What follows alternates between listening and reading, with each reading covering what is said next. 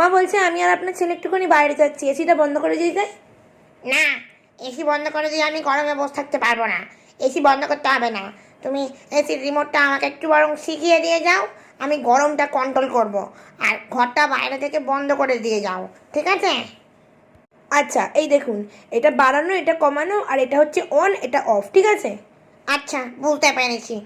তুমি তালা দিয়ে বরং চলে যাও, আমি একটু ঘুমাবো এখন। ও বাবা গো, কেমন একটা ঠান্ডা লাগছে, একটুখানি কমিয়ে দি। বাবা গো, এখানে তো কমিয়ে দিলাম, তাহলে তো ঠান্ডা লাগছে কেন? একটু বাইরে থেকে ঘুরে আসি।